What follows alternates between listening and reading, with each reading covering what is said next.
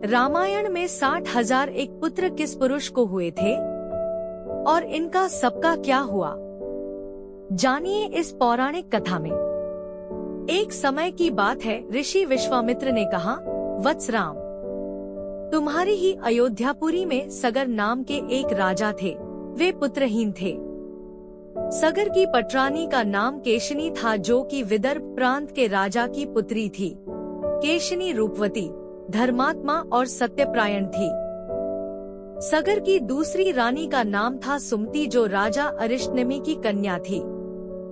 महाराज सगर अपनी दोनों रानियों को लेकर हिमालय के भृगु प्रस्रवण नामक प्रांत में गए और पुत्र प्राप्ति के लिए तपस्या करने लगे। उनकी तपस्या से महर्षि भृगु प्रसन्न हुए और उन्हें वर दिया कि तुम्हें अनेक पुत्रों की प्राप्ति होगी।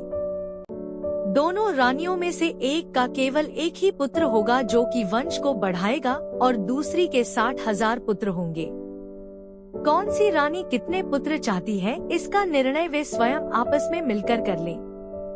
केशिनी ने वंश को बढ़ाने वाले एक पुत्र की कामना की और गरुड़ की भगिनी सुमति ने 60,000 बलवान पुत्रों की इच्छा जताई।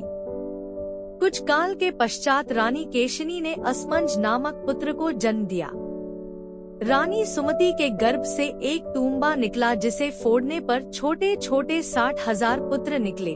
उन सबका पालन पोषण घी के घड़ों में रखकर किया गया। काल चक्र व्यतीत होते गया और सभी राजकुमार युवा हो गए। सगर का ज्येष्ठ पुत्र असमंज बड़ा दुराचारी था और उसे नगर के बालकों को सरयू नदी में फेंककर उन्हें डूबते हुए देखने में बड़ा आनंद आता था। इस दुराचारी पुत्र से दुखी होकर सगर ने उसे अपने राज्य से निर्वासित कर दिया। असमंज के अंशुमान नाम का एक पुत्र था। अंशुमान अत्यंत सदाचारी और पराक्रमी था। एक दिन राजा सगर के मन में अश्वमेध यज्ञ करवाने का विचार आया। शीघ्र ही उन्होंने अपने इस विचार को कार्य रूप में परिणत कर दिया। राम ने ऋषि विश्वामित्र से कहा, गुरुदेव, मेरी रुचि अपने पूर्वज सगर की यज्ञ गाथा को विस्तार पूर्वक सुनने में है। अतः कृपा करके इस वृतांत को पूरा सुनाइए।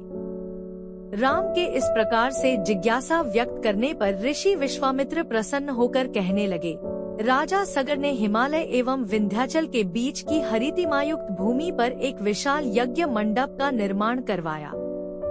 फिर अश्वमेध यज्ञ के लिए श्यामकर्ण घोड़ा छोड़कर उसकी रक्षा के लिए पराक्रमी अंशुमान को सेना के साथ उसके पीछे पीछे भेज दिया। यज्ञ की संभावित सफलता के परिणाम की आशंका से भयभीत होकर इंद्र ने एक राक्षस का रूप धारण किया और उस घोड़े को चुरा लिया।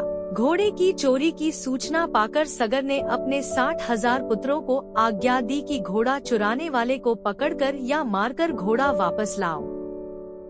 पूरी पृथ्वी में खोजने पर भी जब घोड़ा नहीं मिला तो इस आशंका से कि किसी ने घोड़े को तहखाने में न छुपा रखा हो, सगर के पुत्रों ने संपूर्ण पृथ्वी को खोदना आरंभ कर दिया। उनके इस कार्य से असंख्य भूमितल निवासी प्राणी मारे गए। खोदते खोदते वे पाताल तक जा पहुँचे। उनके इस नृशंस कृत्य के विषय में देवताओं ने ब्रह्मा जी को बताया तो ब्रह्मा जी ने कहा कि ये राजकुमार क्रोध एवं मद में अंधे होकर ऐसा कर रहे हैं। पृथ्वी की रक्षा कर दायित्व कपिल ऋषि पर है, इसलिए वे इस विषय में अवश्य ही कुछ न कुछ करेंगे। पूरी पृथ्वी को खोदने के बाद भी जब घोड़ा और उसको चुराने वाला चोर नहीं मिला तो निराश होकर राजकुमारों ने इसकी सूचना अपने पिता को दी। क्रुद्ध सगर ने आदेश दिया कि घोड़े को पाताल में जाकर ढूंढो। पाताल में घोड़े को खोजते खोजते वे सनातन वसुदेव कपिल के आश्रम में पहुंच गए। उन्होंने देखा कपिल देव तपस्या में लीन हैं और उन्हीं के पास यज्ञ का वह घोड़ा बंधा हुआ है। उन्होंने कपिल मुनि को घोड़े का चोर समझकर उनके लिए अनेक दुर्वचन कहे और उन्हें मारने के लिए दौड़े। सगर के इन कुकृत्यों से कपिल मुनि की समाधि भंग हो गई। उन्होंने क्रुद्ध होकर सगर के उन सब पुत्रों को भस्म कर दिया। उम्मीद करते हैं आपको यह वीडियो अच्छी लगी होगी। धन्यवाद आपका। वीडियो पसंद आई हो तो लाइक और शेयर कर दीजिएगा।